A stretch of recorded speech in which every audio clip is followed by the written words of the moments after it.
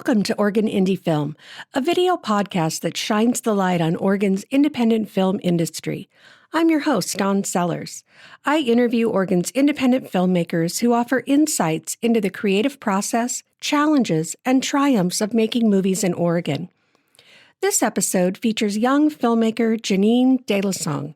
And as a new college graduate, she talks about her decision to go to Portland State University, where she discovered filmmaking and where she created a network of filmmakers who are now embarking on a short film titled Eden Avenue. It's a modern retelling of Adam and Eve that incorporates Jenine's love of art and a transformative journey through that art. Jenine discusses her unique approach to filmmaking, what success will look like for her, and what she hopes to accomplish in her filmmaking career. We also talk about the value we hold as humans and how that shouldn't feel threatened by artificial intelligence. I hope you enjoyed this episode. Hi, I'm here today with Jenine Delusong. How are you today? I'm great. How are you? Good. Thanks for being here. Of course. And so we'll just start off having you tell us who you are and what you do. So I'm a writer and director based in Portland, Oregon. I've had a background in music videos and art direction. I've actually had an oil painter, and I've had a solo exhibit at Lansu Chinese Garden downtown in Portland, Oregon. Right now I'm focusing on writing and directing narrative films. Currently I'm working on development for a feature film called Letters from Last Summer. And today I'd love to talk about my upcoming short film, Eden Avenue. Great. And so are you from Portland? Yes, I grew up in Portland. I moved here when I was 3. I've been so immersed in Portland and the culture and the nature, and I absolutely love it. And so did you go to Portland State Film School? Yes, I did. Yeah. And so tell me about that experience. What was that like? Oh, it's amazing. So first, when I, at the end of high school, I first applied to colleges in California, and I decided on going to school at Portland State because it was in-state and close to my home. And I really do love Portland. And there I decided to sort of figure out what I wanted to major in by experimenting in a bunch of different mediums. And within the first year of college, I had a small idea that I wanted to try out film. And when I first was on set, I definitely fell in love with it. And it was from then I decided to pursue filmmaking, get my filmmaking degree, and continue networking with other filmmakers and do creative projects. And I just loved being on set and being around a lot of creative minds and collaborating and making new ideas and pursuing that. So you didn't go into Portland State expecting to go to film school? No, I didn't. So what was your major what was your planned major, I guess, for Portland State? So when I went into Portland State, and again, a reason why I went into it was because I was unsure of my major, and I didn't want to have to figure that out at a college that would be super far from my hometown. Right. And I realized they didn't have the programs that I would want to do. So when I went into college, I was hoping to pursue art, but I think with a lot of creative fields, and some people who try to do photography or videography and have a day job might relate to this, but I feel like going into a field that you're very passionate in, like art, for me it was art, and trying to make a day job off of that and trying to monetize that and make that a full-time job is a little bit stressful, and I think it takes a bit of the joy away from that. And that's why a lot of people don't pursue filmmaking full-time, and that's why I didn't choose to do art full-time, but I found that filmmaking for me was very fulfilling because I can collaborate with other people, whereas art was kind of something I had to just be at home and doing all day by myself.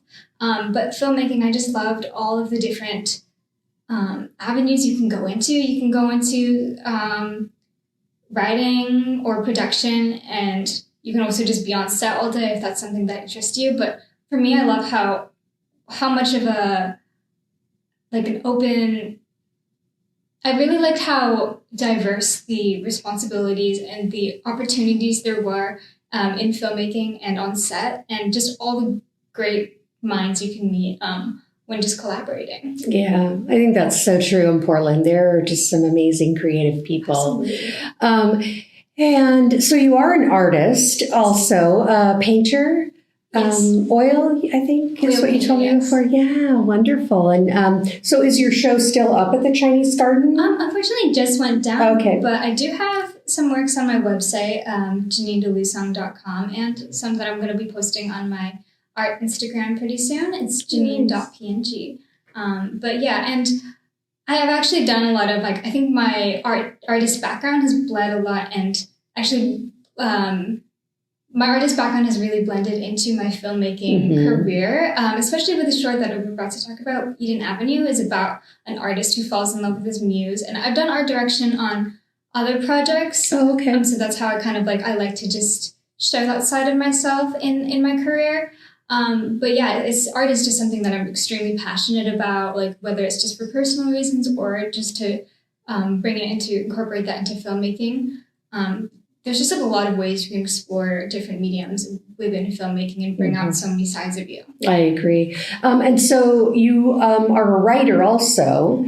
Tell me about your first short film that you mentioned, Letters. Letters from Last Summer is actually a feature film. Oh, it's a feature. Yes. Oh, wow. Okay. Was that your first film that you did? That's actually something I'm writing right now. Oh, you're writing it. Yeah, it's okay. in development. Oh, okay. But Letters from Last Summer is about a girl who discovers a trail of hidden letters. She moves to Hood River, Oregon, and being new in town and in a small town, she doesn't have a lot to do, but she discovers a letter hidden in her house from the previous occupant. Oh, fun. Yeah, so it's a teenager named Caleb who used to live there, and it's a letter to a boy named Roman, who's sort of this boy next door, who lives in her neighborhood, and she follows the trail of letters because she doesn't actually know who this is for, but she follows the trail of letters by accident, and she keeps discovering more, and it sends her on this trail of mystery and discovering the past alongside Roman. That sounds wonderful. Thank you. Did you have a specific thing that inspired that story, or was it something you just thought about? Actually, I started that story when I was 16. Oh, wow. Yeah, so basically what was kind of the inspiration? Again, I didn't decide to go into filmmaking until college. But when I was 16, I was really interested in art as sort of this thing I was just exploring. It was still very new to me in high school. And I wanted to make a webcomic or a web series or a graphic novel. Okay. But basically what inspired it was, like I said, I wanted to go to college outside of Oregon. But then I realized at the end of high school, when I was kind of slowly warming up to the idea of going to an in-state school, that I really love my hometown, and I really think it was just a change of perspective that I needed. I used to be like, oh, I really want to go to a new city and start over. But then it was kind of happened when I started, noticing things that I didn't notice growing up, and also just having so much nostalgia and some sort of bittersweet thing, like, oh, I'm leaving. I can't believe I'm leaving.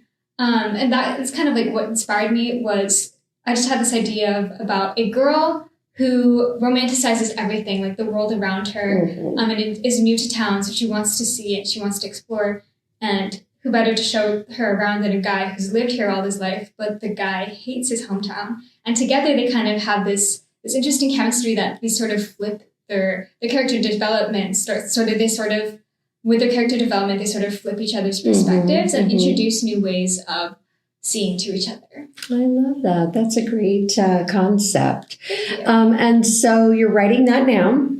And where'd you go to high school? I have to ask. I went to Clackamas High School. Oh, okay. Yes. But we're really here to talk about it's a short film that is in pre-production right now. Yes, it is. So you have a crew already. Now, the crew that you've put together, are those other people that you went to Portland State with, that you made friends with? Yes, our crew is currently all the people that I went to Portland State with and all the connections I made. I'm hoping to expand the network outside of that, of course. But currently, the people I have on board are just people that I went to school with. I pitched the idea to while we were in school, and after I graduated, I wanted to continue to pursue this career with them and this filmmaking journey with them. Yeah. I think that happens a lot in film school. You find that group of people that you work with really well, and you want to make more films and help each other out.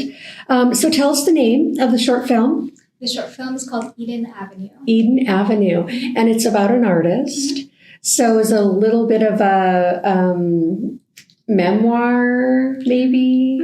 It's actually, it is a bit semi-autobiographical, of course. It's about an artist, so a lot of that was what I wanted to say for my own artistic journey. And I drew a lot from my artistic journey and put that into writing. But basically, it's set against the backdrop of a elite prep school, and it sort of examines why people create art. And for me, the reason I think what drew me to making art, and this bleeds over to film and writing as well, but I usually, I want to make art to sort of say something about society and say something about my experiences and my growth and my pain and all of the journeys that I've gone through. And I like to sort of immortalize that through art.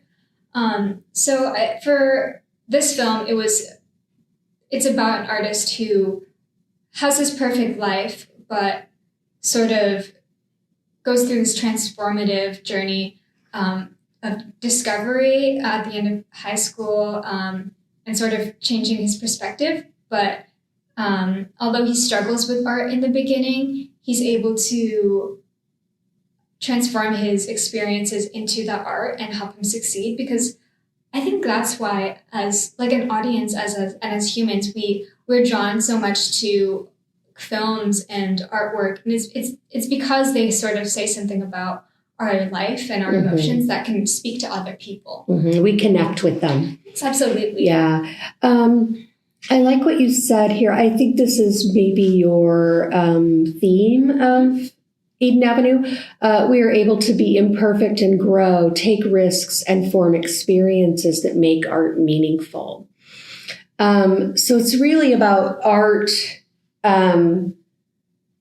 sort of mirroring life. That's what I get from that. Is that what you meant by that, or? Yeah. I think at the beginning, I think this year, I think most recently, we've seen a lot of introduction of AI in the creative space, especially in art, but it's also applying to filmmaking with editing and story writing. I've seen AI posters, I've seen AI scripts. And it feels very threatening at first for us as creatives. There's artificial intelligence that's able to do what we do, but instantaneously. And they're able to do kind of things that would make our jobs obsolete. Even the smaller things in our workforce and what we do in our careers, AI has been able to kind of make those tasks more easily replaceable and really automate that. But I think on the comforting side is AI will never be able to replicate what we can do for others. And that's to tell stories. That's to connect with people through our writing, through our artwork, through our cinematography, through our acting. So regardless of what you do in your career or artistically, there's some things that you truly can't replace. And that's the human spirit. And that's something that AI is never going to be able to take away from filmmaking spaces or in any other creative mediums. So I just wanted to call attention to that, that value that we hold in art inherently as humans. And even if you're a beginner or more experienced person who has a lot, if you have something to say, you should say it, because there's no one else out there who's able to tell your story. So that's exactly what I wanted to highlight in this film. Yeah, I think those are all really good points. And I love hearing it from a younger person's perspective, because I'm quite a bit older than you. I remember before Google, before computers, I remember when we first had phones that you could hold in your hand. And I think that the point you made about, AI is here. It's part of what we're doing every day. It's been part of what we're doing for quite some time now. And people like me who've kind of evolved with the AI that's happened, you can't replace humanity. You can't replace the human spirit. Artificial intelligence we'll never be able to do that in our lifetimes. I don't know if it ever will. I don't think it will. So I love hearing that from your perspective too, because I think your generation, you're much more savvy in AI and the technology that's available. So I love hearing that. Thanks for sharing that. Yeah, of course. So tell me, where did the title Eden Avenue come from? So I love the title. Thank you. So when you said, when you asked when I went to high school, I graduated from Clackamas High School, but growing up, I did go to a variety of, like, from elementary and through part of high school, Christian academies, and there were private Christian academies. So I actually grew up I was actually born in Glendale, California, and there is a small town where my grandparents lived in this small Christian community where there was a Christian school my parents also went to just a few streets down. And right in front of their house was a street called Eden Avenue. Mm-hmm. So for me, I was actually sometime around high school, we were just driving by our grandparents' house, and sadly they no longer live there, but I had my camera out and I was taking photos, and I saw that one street sign. It was just at a place I remember walking by a bunch of times as a kid, just going on walks, and I never noticed it, but it was like Eden Avenue, and I just said, wow, that sounds beautiful. Mm-hmm. And I took a picture of it, not really thinking of it later on.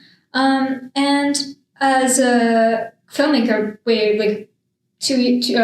more recently, in college, I had this idea of a script of an artist who falls in love with their muse. I didn't really have these characters fleshed out yet, but I knew I wanted to say something about why we make art, and I wanted to have this story revolve around this artist finding their style and finding storytelling through their struggles, and being able to reflect that in their art and create something with depth and create something that can connect with others.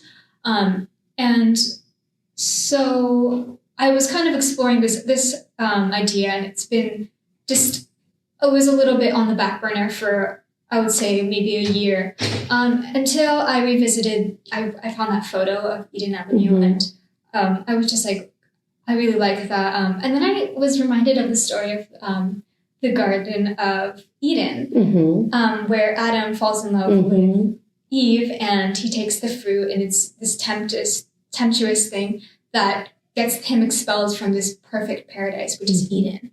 And I thought there was so much, like, depth in that story. Like, not only is it like a very interesting romance where you actually, like, risk everything for somebody you love, mm-hmm. and I also just wanted to think about telling that from a human perspective, that why would they take the fruit if they knew it meant, they wouldn't have eternal life?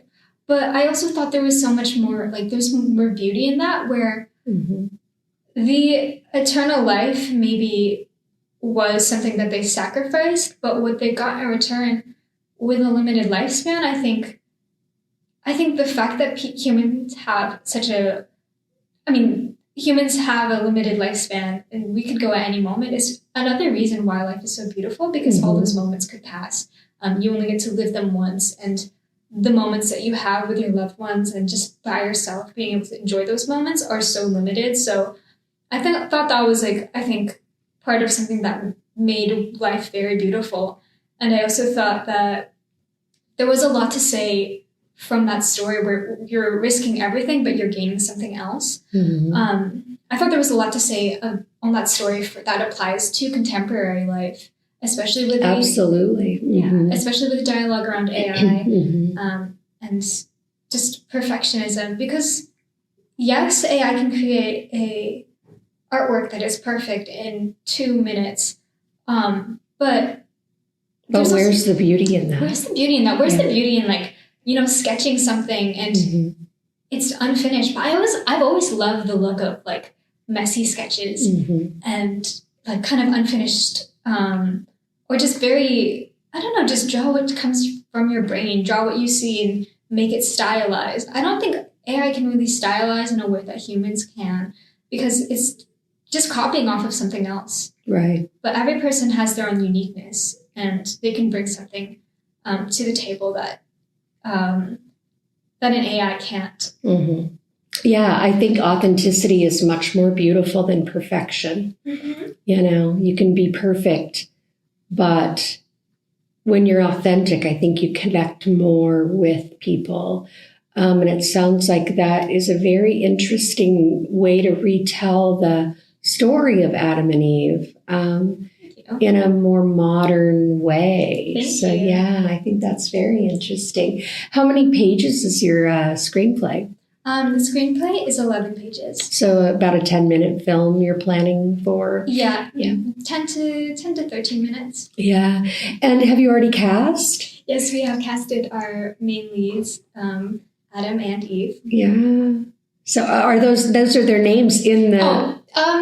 Technically, they don't actually have any names. Oh, okay. So you're just calling them Adam and Eve because it's the story, right? Yeah. For the sake of the script. So, Yeah. Something interesting too is in the Bible, Adam and Eve weren't given names until after they fell. But I think what I wanted to do with the script is just not have them have any names because I don't want. I think I think the parallels could also be just read more as a coincidence. I mean, it is intentional with what I'm doing, but you know, I don't actually want to give the characters any names. But that's how they are in the script because it is a little hard to do a script with no names. Right. Yeah, that's interesting. And so did you cast or did the team cast? How did you choose who was going to be in this film? So I casted along with my assistant director and my producer, that we all casted as a team. And we have, sorry, what's the second part of your question? That was it. Just, did you cast or did you have the team that cast? Yeah. Yeah. So you had the team.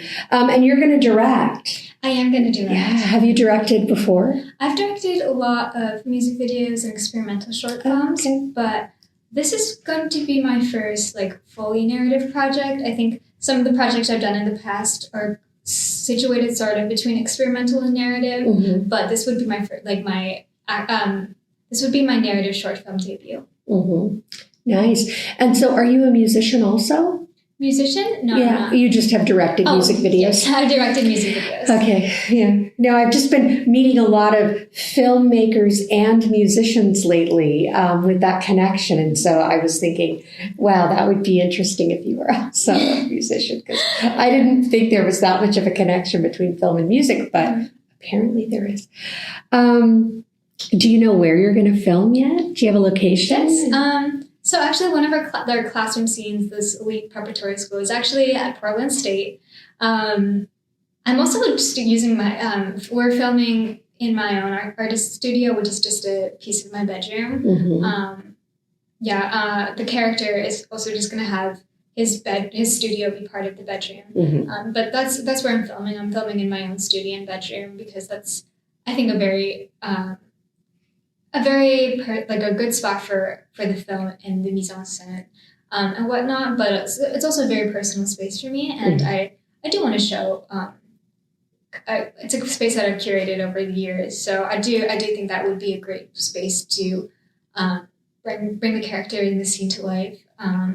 And additionally, is it just the two locations then, the classroom and the art studio? No, there's a few external scenes. So we're going to do some outdoor scenes. We haven't decided where, but just very secluded outdoor location. And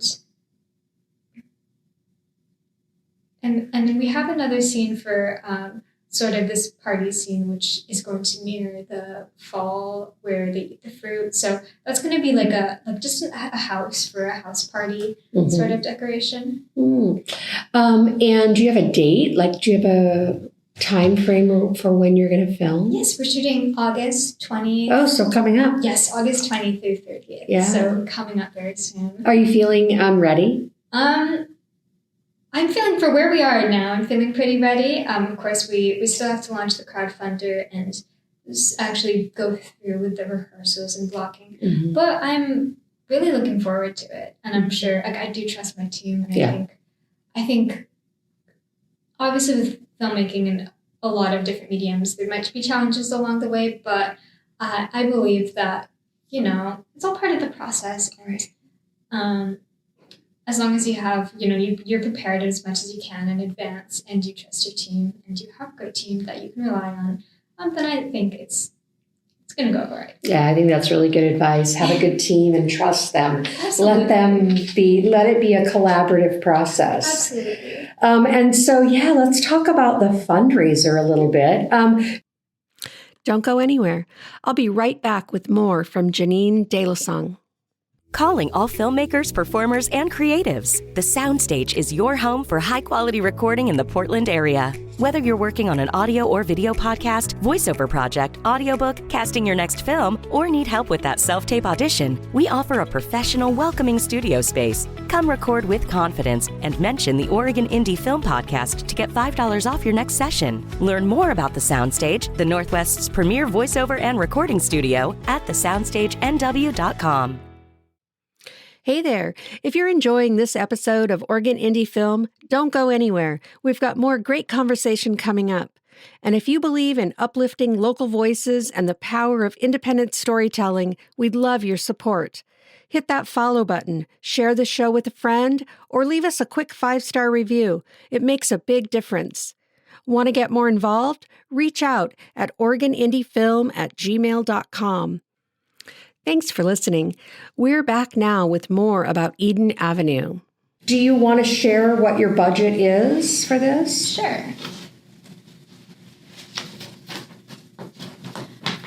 So our budget is sitting at $6,000. We plan to launch the Indiegogo tomorrow. Oh, great. And so are you relying mostly then on crowdfunding? Crowdfunding, we already have some donors who backed up a portion of the crowdfunding. Nice. And then we also plan to release the art prints of the artwork shown in the film. So a lot of the paintings that I'm doing for the film, and I'm making as the art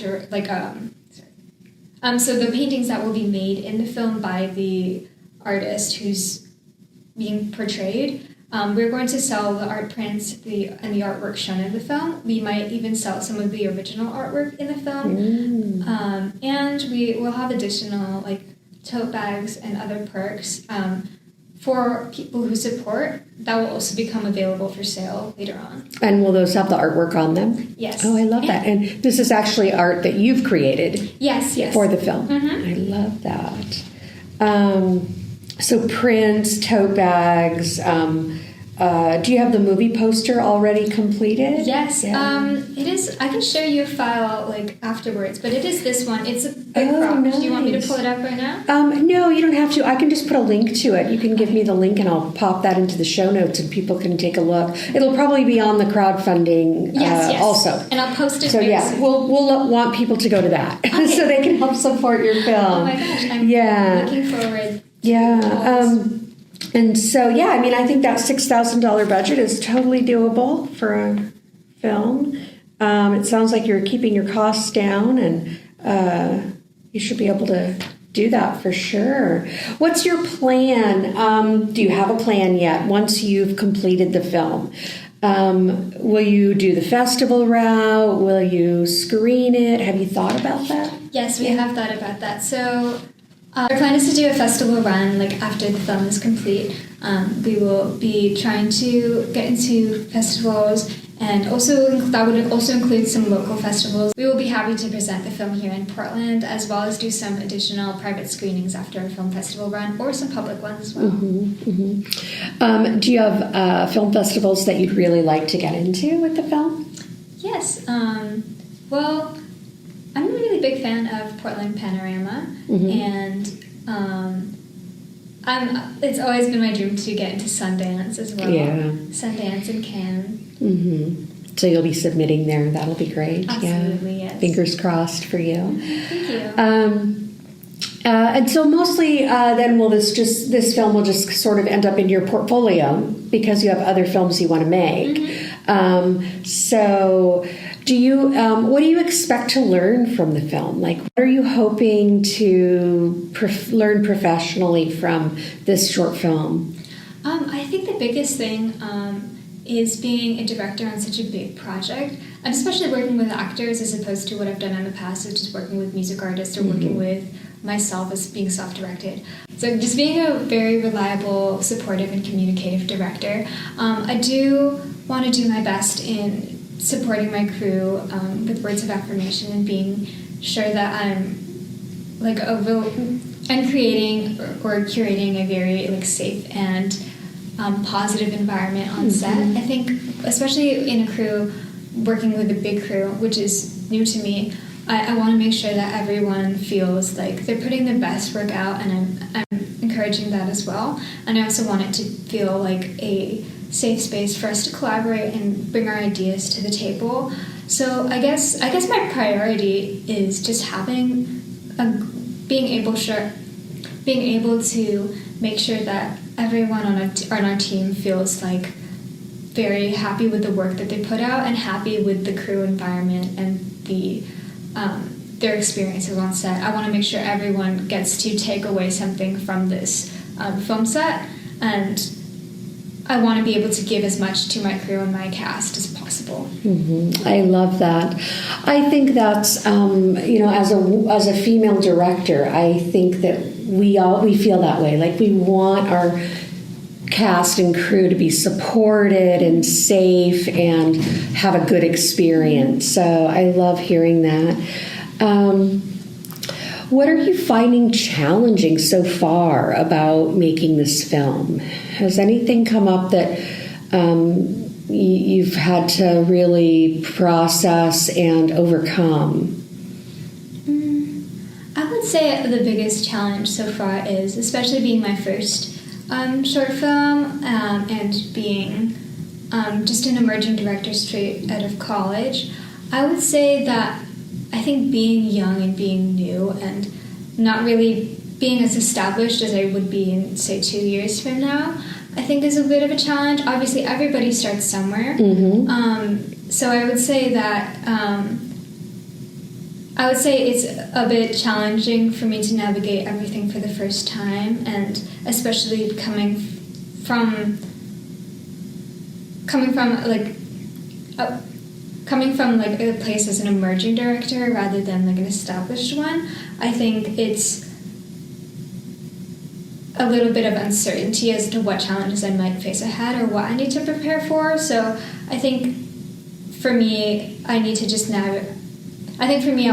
navigate everything being as open to asking questions and open to learn as much as I can, because I'm here to learn as much as I'm here to create a film. Right. I know that this is going to be a huge learning opportunity for me, and I'm just really open to growing from this as a director and a filmmaker. Yeah, I think just being a sponge, right? Absolutely. Soaking it all in. Absolutely. And soaking up all the knowledge that you can find. Yeah, that's great. Have there been any surprises that have come up since you graduated from film school and sort of started on this path? Anything that comes to mind? Or surprises? I would say, well, recently I applied to a residency scholarship, and this would be a writer's residency in Spain. And I just got an email because for Eden Avenue I was applying to different competitions and grants for the film, and I got an email from one of the places that I applied to letting me know about the scholarship. And I didn't originally, it wasn't something that I planned to do. I've actually researched residency for being an artist, but not for filmmaking. So this scholarship came up, and I was a little bit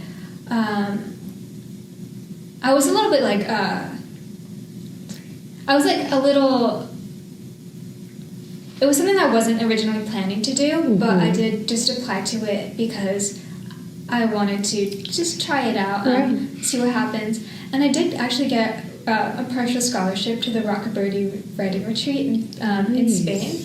And I think that was a really great great opportunity for me. I got accepted with the script for Letters from last summer. Oh, nice. Yeah, so... congratulations. That's wonderful. Thank you. So it is a feature film, and I originally sort of finished the script, and I just wanted to make small changes and ask for feedback from friends. But I think this was a big change for me as well, because I realized there's a lot of opportunities out there if you really just take a chance on it. Yeah, I think there are. That's good advice. What's the name of the scholarship in Spain? It is the name of the writers' retreat is Rocaberti. Rocaberti? Yeah. Nice. When is that? I'm in the May cohort, so I will be going. I will be going in late May. Wow, how exciting. Yeah. That's fantastic. Thank you so much. Yeah. That'll give you a really good start. So you'll have this short film behind you, and then you can start on your feature film at the retreat. That's a great plan. I love that. And so you're sort of trying different things out. You're writing and directing and probably co-producing this short film. Is there something that you really enjoy the most? What's your favorite part of filmmaking? I think it really is the people. You meet a lot of people. With filmmaking, it's sort of project by project basis. So it's such a fluid career with the people you meet. So you'll meet people maybe for one day or maybe for a few hours, or maybe they might become lifelong work partners. So I would say it really is just appreciating every person that I come across, trying to get to know and learn about them and what they do, what they're passionate about, what you can do to help each other succeed and grow as artists. So yeah, and with every project, I think casting is one of the things that changes the most, because you can't always cast an actor every single project, because sometimes the script changes and you just can't cast the people. So I think working with actors is going to be probably one of the things I'm looking forward to the most. But in the future, the career that I have, that I met at Portland State, and the people that I might work with in the very near future, I'm looking forward to creating sort of lifelong collaborative relationships with them, because I think it's great to work with the same people and be open to meeting new people, and just being able to foster a positive and close environment on set. Mm-hmm. So not so much the specific role of filmmaking, but just the connection. Just the connection with other filmmakers and all the people that it takes to make a film. Yeah. There's even there's so much that goes into making films. So I think having those. I think just appreciating every person for what they bring, even if they're a PA or they just help do this one small favor. I think just being able, to appreciate people for everything that they do along the way to bring this project to life is so important to me. Mm-hmm. It takes all of them. Mm-hmm. It takes all of us, for sure. And I always like to ask this question: what is your big, beautiful dream for yourself? It can be film, it can be life, it can be art, it can be anything. If money and time were no object, do you have a big, beautiful dream? Yes. I think this is something you have to start small and that I'm starting small and trying to achieve even bigger along the way is I really want my films to speak to somebody, to connect with people. And a lot of my films revolve around wanting to inspire public dialogue on certain issues, contemporary issues. Maybe it's overworking yourself, maybe it's AI, maybe it's other contemporary capitalist stuff. But I really want my films, whatever they may be, to speak to people and just inspire them to either feel connected, feel represented, or maybe question them and see if there's things that they need to change to improve their life and to improve their relationship or their impact on the people around them. Mm-hmm. I love that. So what does success mean to you? having your films connect with an audience, what would that look like for you? Would that be winning an award? Would it be screening at a specific festival like Sundance or Cannes? What would it look like for you? Well, I would genuinely, I would dream of winning an Oscar and being accepted into Sundance. I think those would be my biggest benchmarks that I would want to hit. But I think really success isn't really that's not. I don't think, as much as I would appreciate that and as much as I am working towards that, I think for me, being connected to my mission, and that is to inspire public dialogue and to connect with others, I think success looks like, for me, is just someone coming to me at the end of maybe a screening and being like, that film really connected with me, that film really changed me, that film really made me see myself in a different light, or see myself represented, and see myself made me feel things that I hadn't realized before, and I think that part kind of stems with I really felt drawn to making movies when I first saw myself represented on screen. And I think that feeling, being like a woman of color, I didn't really see myself represented on screen that much. And a lot of the stories that didn't really connect with me, like maybe the protagonist didn't have the same personality as me or stuff like that. But when I do consume media that has characters that I can really relate to, or depicting struggles that I really relate to, I feel seen in a way, and I feel connected to that specific character and an audience, and I want to recreate that sort of representation for other people, and that I want to do with every film in a variety of ways. I'm not going to try to depict the same thing every single time, but I want to inspire people in ways that might be unexpected and might be just simple. Just creating those conversations. Yeah, absolutely. Yeah, I truly believe that we have the ability, by storytelling, telling our own stories, to change the world. It really connects people, I think, in a way that nothing else does. So, yeah, thank you for sharing that. So let's see. My other question was what you have coming up, but we've already talked about that. You've got this amazing scholarship to a residency for your next film. I love that. And we know, so people can support Eden Avenue if they want to support that. We'll put that link in the show notes, but basically donations of cash is what you're needing right now to support that, to reach that, which is a very small budget, $6,000. That seems very doable. Hopefully somebody can come forward, or a few people can come forward and make that happen for you.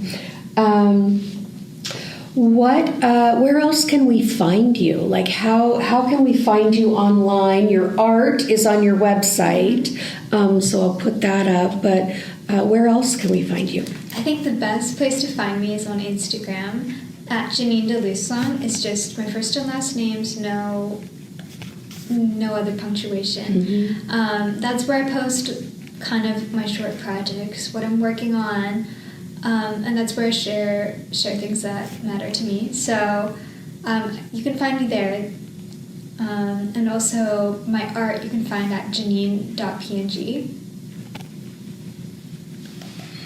So mostly Instagram, not a Facebooker.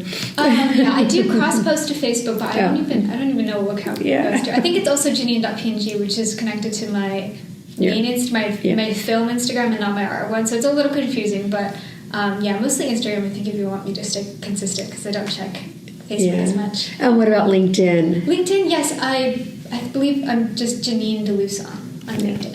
I think that's how we connected. Yes. Was on LinkedIn, yeah. Although we've met a couple of times in person at mixers in town. So, Well, thank you so much for being here and sharing your stories.